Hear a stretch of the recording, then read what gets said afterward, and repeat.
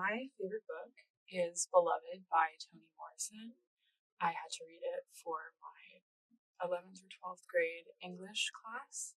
And one of the reasons that I love Beloved so much is because the way that Toni Morrison writes, it flows right off the page and right into your mind.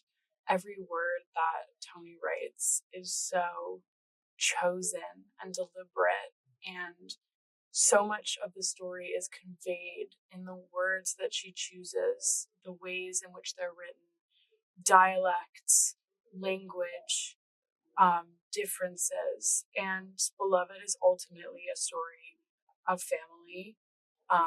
It doesn't really relate to my family, but it's a beautiful story of identity, finding oneself, finding family through immense generational trauma, through immense suffering and struggling. And the final chapter of Beloved, which is 1 page or 2 pages, usually depending on the version, is something I have literally memorized every single word because it's beautiful. Sometimes when I'm sad or stressed, I read the last chapter of Beloved out loud to myself.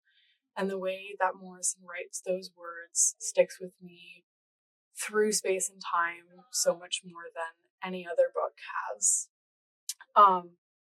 The final line of the book is the word beloved. Beloved is not only the character's name, but it sums up the end of the story. The fact that through everything that that family has gone through, they love each other, they have each other, and they will heal, and they will be able to move forward. And I think it's beautiful. I also love that last chapter because some of the words Morrison writes can be interpreted to mean different things depending on the emphasis and the stress that you put on certain words. And I love that. And I've listened to different people read those words out loud and hear those different meanings. And it's wonderful. That phrase is, "This is not a story to pass on," which could either be seen as this is not a story to tell, pass on, or this is not a story to pass on, to walk by, to give up.